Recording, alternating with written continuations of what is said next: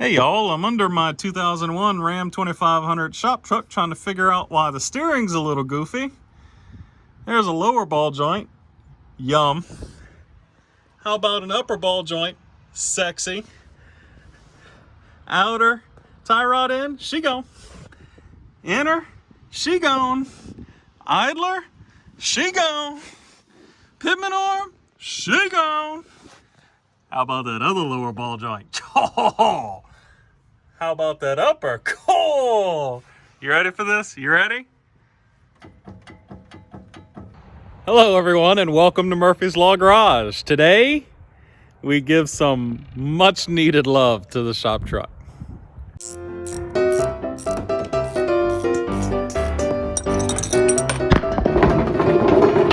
Dang it. All right everyone, so let's talk about something first. The coronavirus is kind of wreaking hell where we are.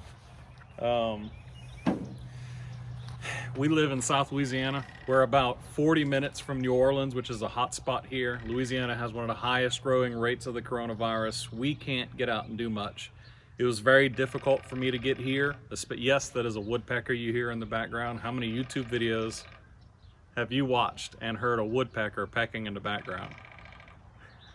Anyways, it's very difficult to even get here to do this. The shop truck is my daily driver and the front end's trying to fall apart on me, so I have no choice. This shop truck always gets love last, right?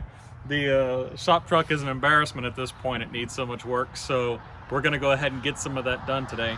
I thank y'all for bearing with us in these times where it's really hard for us to get content out right now. I've purposefully got the camera set up where you can see the 12 valve chassis and the Ram Charger in the shop for all my Mopar guys out there, where it's still there, nothing's going away. My bank account was unhappy with me and I needed some time to recover. So today we're gonna do some video footage. The video footage I can do, I had to spend a lot of money on this, so it can't go to the Ram Charger right now.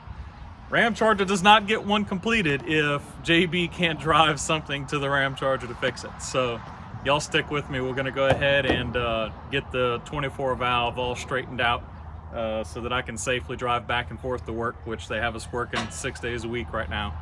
And well, let's go ahead and get that done. Enough talking. I think that what we'll start on, because I just drove up here, the engine is nice and hot. So rather than trying to take the front end apart, I've got some nice shiny new shocks here. We're gonna go ahead and jack up the rear of the truck, hang the rear end and pull the old shocks off, put the new rear shocks on, and then after that, we'll move on to tearing the front end apart. Let's get at it.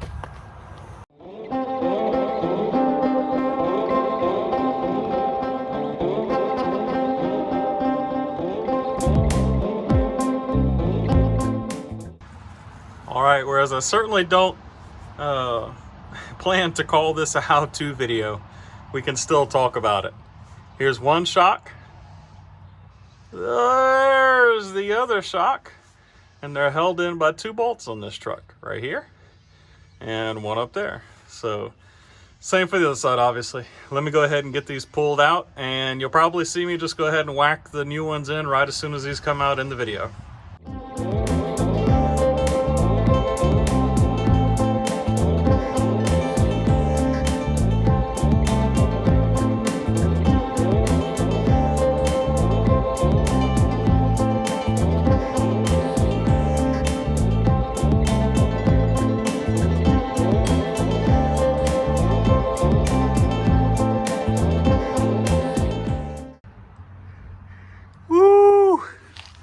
That took a lot longer than I expected.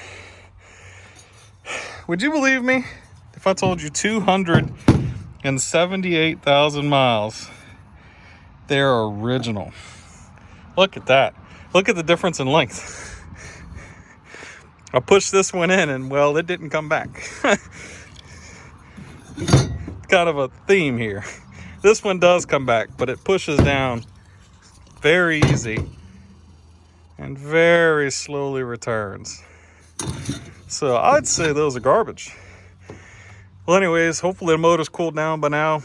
Got a mountain of stuff. We have inner and outer ball joints, upper and lower ball joints, excuse me. Let's see, idler arm, Pitman. We've got inner and outer ball joints. We've got the front shocks. We got a Pitman arm puller here to make life a little bit easier. And this is an interesting one. Power steering almost ran out of fluid. On this truck, the power steering pump also does the hydro for the brakes. This line apparently is a super common failure. This is from the hydro to the pump. It's leaking right where this crimp meets the hose. Almost ran that sucker dry. So we've got some ATF plus 4 here to refill the pump. Probably just gonna try to get all the old fluid out and flush it. There we go. Yeah, I know. Someone's gonna cry that this isn't the power steering fluid that Mopar says you can use. Go talk to the 8 billion guys in the forums who say this is all they've ever used, including mechanics from the dealership. It works fine. Leave me alone.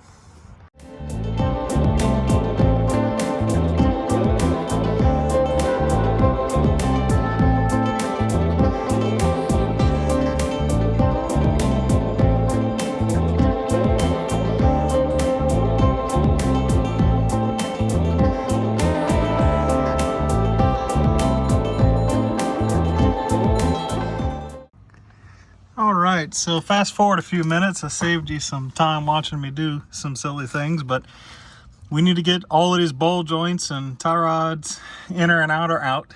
So I've already begun on the upper. So I'm sure somewhere in a Chrysler manual they want you to remove the entire hub and use a press to push the ball joints out, yada yada. I don't want to take the caliper off. Main reason is the bolt's not super healthy from the last time the brakes had to be changed. She's a little rounded. We're gonna leave this alone.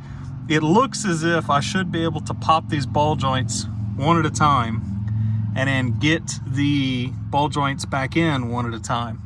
So what I've done here is, you can see I've taken the ball joint, I've removed the old pin, I've got the nut backed almost all the way off. It's just on by 4 or 5 threads, leaving me some space to work with. You can see just how awesome my ball joint is right here. So next, what I'm going to do is I'm going to take one of these pry bars and I'm going to put force on this joint, pushing down on the knuckle. Hadn't quite decided how that's going to work out yet, probably from the caliper over here. But anyways, I'm going to push down on the knuckle, putting stress on the ball joint to move away from the upper control arm. And then I'm going to give the knuckle some good hard wax right here. And that should force these two to pop away. The whole reason we leave the nut down there is you don't want this to screw off on you and go away. So you want it to pop and then stop. All right, there we go.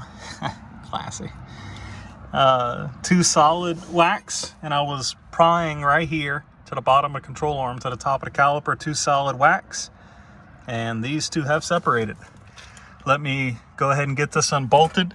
The upper ball joint is held on by these 3 bolts right here. Your new ball joint is going to come with them. So when I bring you back, I'm gonna have that nut off, I'm gonna have this off, and I'm gonna have the new one in place looking all shiny and pretty. Be right back. Old ball joint, new ball joint. All right, the upper ball joint is in. Let's get the bottom one out. Same story. I'm going to loosen the castle nut on the bottom right here.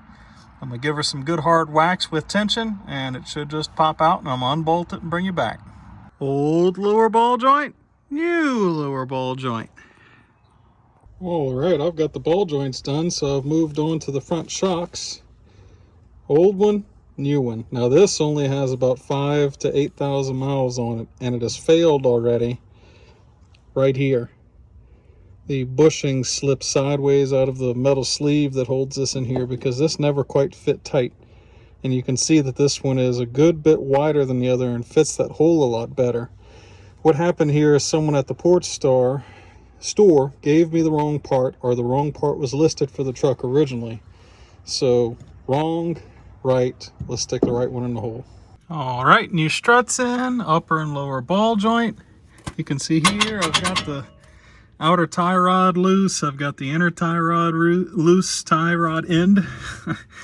We're going to move to the other side, duplicate the ball joints and the shocks, and then I'm going to pull the steering apart. So I'm not going to make y'all watch that twice. Y'all hang out for a bit, and I'll bring you back when I'm ready to pull the steering off. All right, there you go. The other side's all done. Got a shock, got upper lower ball joint. Got the outer tie rod end popped loose. Let's get underneath here and take all of the steering out. All right, y'all. Inner outer tie rods. Idler arm, inner outer tie rods. This dirty bastard right here. This guy. Heat penetrating oil, puller, hammering, everything. This is coming off with a cutting torch if it ever has to come off, and it'll probably ruin the steering box. I can tell you this much, it's staying until it's destroyed, and then I'm taking the steering box out. There's a tiniest little bit of movement in that ball joint. I don't care anymore. I saved y'all the hours of cursing and yelling I did at this. The good news is, it's done. And if you can tell, I'm so tired. Everything is cramping. I'm dead. I died. I'm so done. I haven't eaten anything. I've drank like a crazy person, still cramping like crazy. All I need to do is put the wheels back on, clean up, sit it down on the ground. That's happening. I'm out of here. It's getting in alignment either Tuesday or Wednesday. All I have left to do is replace that hose that goes from the hydro boost to the pump. I'm going to do that tomorrow or something. Like I said, hashtag don't care. The Dodge whooped my butt today. I'm out. Y'all have a good one. Thank you very much for coming along. Y'all go ahead and hit us up on Facebook, Murphy's Law Garage, Twitter, YouTube. Of course you're on YouTube. Twitter, TikTok, Instagram, just all the things. We have a webpage, murphyslawgarage.com. We love you. Socially distanced. Let's get this coronavirus thing over with. Y'all have a good one. Back to my real job tomorrow. Bye, y'all.